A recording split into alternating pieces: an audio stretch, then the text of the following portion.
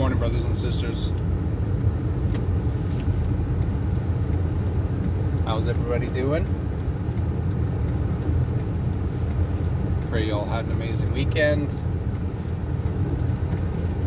Enemy definitely didn't want me to get this out this morning.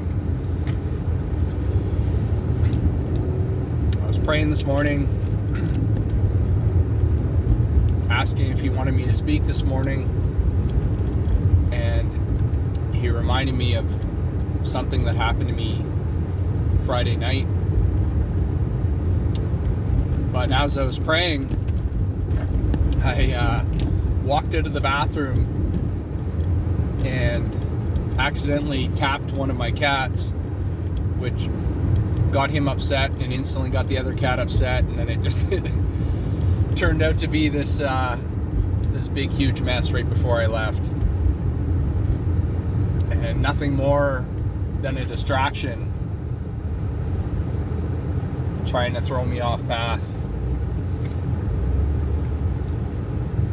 So Friday night, I get a call from my father-in-law. My wife's out with her sister, and they're a couple hours out of the city. And so they're hanging out. My daughter's gone, so I was just hanging out by myself. And my father-in-law said, "Hey, do you want to come over?" I said, "Yeah, sure." So I put my jacket on. I lock the door. I go outside, and I realize that I've locked my keys inside the house. And I changed the locks on the door. So I've got, my back door has got a different key and my side door has got a different key. It was actually the day I stabbed my arm, was the day I changed the locks. And so right away, as soon as I realized that the door was locked, I knew that the closest key was a couple hours out. And so I called my wife and asked her, I said, "Hey, by any chance, did you put a side door key in the shed?" And she said, "No, I haven't had an opportunity to do it yet." So I said, "Okay." So I checked my back door. My back door, there's a key in the shed for the back door, but to get to that back door, there's I've got a screen door, and it's winter time, so the glass is drawn down. It's locked up. I've got a lock on it that you actually like turn to the right, and metal bar comes out and blocks goes into the door jamb so that you can't open the door. And so I tried that door like 3 or 4 times. I tried looking at the door to see if maybe I could slip something between it and try to pop it open that way. And so then I started, giving up, basically thinking, okay, well, there's nothing I can do here. And so I talked to my wife, and she said I can send a key home with my mom, but it's going to be a couple hours. And I said, "Well, don't worry about it. I'll try to figure something out." So I went in the shed and thinking that, you know what, maybe I can try to take the door off the wall.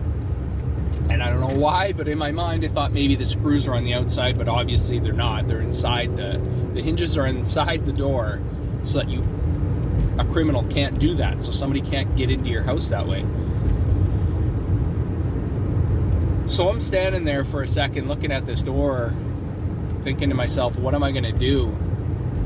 And I tried the door one more time, you guys, and it's open. It's unlocked. Praise be to God. That was a miracle.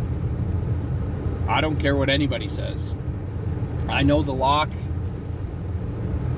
I know that it was locked.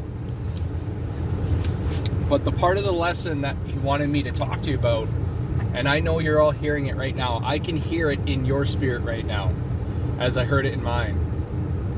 Well, those 3 or 4 or 5 times that I tried to open that door was enough force to slowly get that lock open, and eventually on that last time it was open.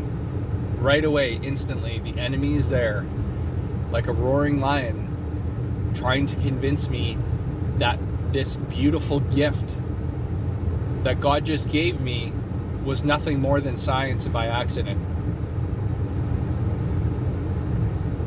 And I could feel that he's trying to justify a reason in your minds as well too, in every little thing that happens all the time. We can't listen to that voice, you guys. That's the purpose of today's message. Something so simple like a locked door and being unlocked. And how quick it is to go, wow, that was strange, or that was weird, or no, it was... You could come up whatever logical science reason you want to come up with of why that happened. We could do that all day if we want to. That's our choice, you guys. And so I thought about that all night. And I'm still thinking about it now, about how amazing that was. And such a simple little miracle as opening a door. But the symbolism in him being there and opening the door for us when it's locked, brothers and sisters, is so amazing.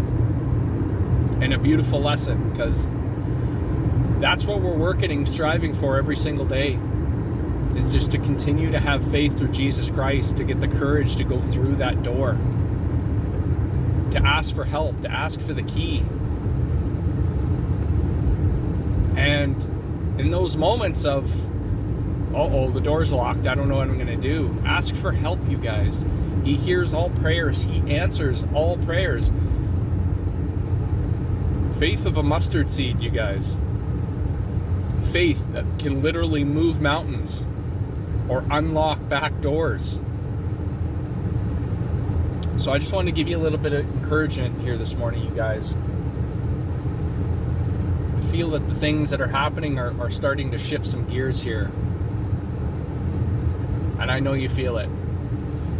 Because our enemy's running out of time. And even having a chat with my wife when she got home just about the things that we're seeing. And thank you, Jesus, for opening her eyes, starting to open her eyes.